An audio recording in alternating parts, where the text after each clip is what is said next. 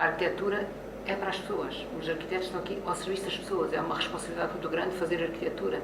É uma responsabilidade muito grande mexer no território. É uma responsabilidade muito grande mexer na cidade. É uma responsabilidade muito grande criar objetos onde as pessoas têm de viver, que têm que conviver com esses objetos, com esses espaços. Fica para a história das legislações em Portugal. A primeira iniciativa de cidadãos em Portugal é a nossa. Uma iniciativa para o direito à arquitetura. Eu falei várias vezes da vontade que tinha em negociar com os engenheiros. Na altura o bastonário estava presente e também demonstrou ou manifestou essa vontade de negociar, o Fernando Santos, um acordo de cavalheiros. E esse acordo de cavalheiros, no fundo, dizia uma coisa só. Cada um tem os seus atos próprios, exclusivos. Esses atos próprios devem ser desempenhados pela parte respectiva e depois há um conjunto de outros atos que não são exclusivos que devem ser negociados. E, portanto, esta foi a base do acordo e é essa base do acordo que eu julgava que se manteria para o futuro. Ou seja, há um compromisso de honra no meio de tudo isto. Verificar que os engenheiros, os arquitetos, os assessores do Marolino, o próprio Marolino e mais não sei quem, tínhamos tudo textos diferentes. Não coincidiam uns com os outros. E, portanto, aquilo que ia ser votado era uma coisa absolutamente impensável. Fazemos uma reunião para afinar isto, que a gente não parecia que tivesse a afinação possível, no topo da mesa do Ministério, que é muito maior que esta, um senhor, um jovem jurista, com um computador à frente, ordem dos engenheiros, ordem dos arquitetos, mais não sei quem, mais eu, que não fazia, quer dizer, fazia parte da ordem, mas não estava exatamente naquilo, e então o processo, que aliás foi muito inteligente, o senhor começou a ler artigo 1, qual é a redação, todos corrigimos, etc. E foi ali que se redigiu, digamos, no fundo, o documento, que depois não foi votado no dia 19, porque houve ali uma manigância qualquer em que foi possível votar só depois na retomada da reunião da Assembleia da República. Período transitório e período transitório caímos outra vez no período em que estamos agora, em que terminou o último período transitório e daí a grande pressão para que se faça novamente uma alteração à legislação. É uma proposta, do meu ponto de vista, totalmente inaceitável. Invoca-se que a diretiva da formação dos arquitetos, que tem a ver com a formação e não com o exercício profissional, a diretiva da formação dos arquitetos tem lá 4 cursos de engenharia. Ninguém pergunta porque é que são aqueles 4 e não são outros. Essa é a primeira pergunta a fazer. Porque se achasse que os engenheiros podiam fazer arquitetura, então deviam ser todos. Na altura em que aquela diretiva foi aprovada, aquilo foi logo a seguir à entrada de Portugal na União Europeia. Portugal entrou em junho, salvo erro, a diretiva é de dezembro. Foi adaptada a Portugal e a Espanha, que tinham acabado de entrar. A primeira versão da diretiva de dezembro não tinha os 4 cursos de engenharia, depois em janeiro parece uma alteração à diretiva e aparece os 4 cursos de engenharia. Portanto, houve logo nessa altura uma diligência para enfiar aqueles 4 cursos, porque estava em vigor o 73-73. Portanto, isto a arquitetura é serviço público.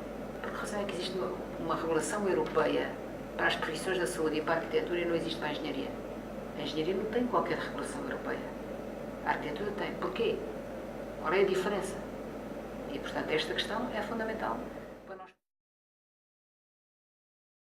Nós temos como cidadãos, e a ordem como ordem, e representando um conjunto de cidadãos a quem são reconhecidas competências especiais, possa ficar com essas competências não reconhecidas. O exercício da profissão é reconhecido àqueles que detêm um certo tipo de competências que lhes são dadas por uma instituição também credibilizada para isso. Mas a ordem pode dizer, eu só forneço uma carteira profissional, porque este é um poder delegado do Estado, não é? A ordem tem um poder delegado do Estado, só autorizo como Estado, ou como poder delegado do Estado, o exercício de determinada profissão a quem tiver determinadas competências.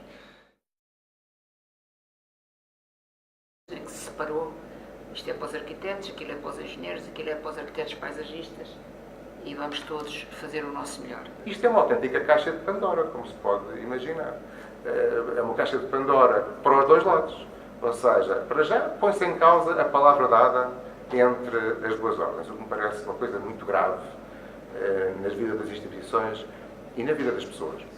E, em segundo lugar, abre-se uma caixa de Pandora, tal como se, de facto, permitirem que estes tais 50 e tal engenheiros voltem a fazer atos, ou 200 e tal, voltem a fazer atos próprios da profissão de arquiteto, então, por que não, os arquitetos que foram prejudicados voltam a fazer atos próprios da profissão de engenheiro? E voltamos ao princípio da nossa conversa, porque atrás disto volta este rame-rame, e espero bem que o Parlamento tenha juízo e que não vá votar favoravelmente este diploma que está neste momento na ordem do dia. O problema é como é que estamos perante uma iminência do disparate monumental não criar indignação nas pessoas. Como isto nasce do provedor de justiça, que supostamente é uma personalidade imparcial e independente, as pessoas ficaram um bocado divididas e, portanto, o grosso, vá para o que lhe estou a dizer, asseguro-lhe, o grosso dos deputados não querem nem saber. Isto é um problema dos arquitetos e engenheiros, a gente não se mete. Isso é uma questão corporativa, resolvam-na vocês. O provedor pede que se clarifique, eles interpretam a clarificação no sentido de dizer, então, na petição diziam só para a gente resolver. E depois o PSD veio a jogo dizendo, então resolve-se isto, alterando a lei e voltando atrás. Pronto, e esquecendo tudo, mas pronto, altera-se a lei e volta-se atrás. E como é que a Assembleia da República pode ter dignidade de deixar sempre umas vírgulas, uns alçapões, que sistematicamente vão mostrando que não há seriedade em todo o processo? Porque as leis são relações de forças, é o que se consegue em cada momento. As leis não são... Eu, quando ouço um jurista dizer que o legislador assim, o legislador assim, dá-me vontade de rir, porque o legislador, quando é ao governo, uma equipa a quem o governo contratou para fazer uma lei, aquilo tem princípio, meio e fim. Quando é a Assembleia da República, é uma relação de forças. É uma relação de forças, não é uma coisa lógica, não tem qualquer lógica, é uma relação de forças.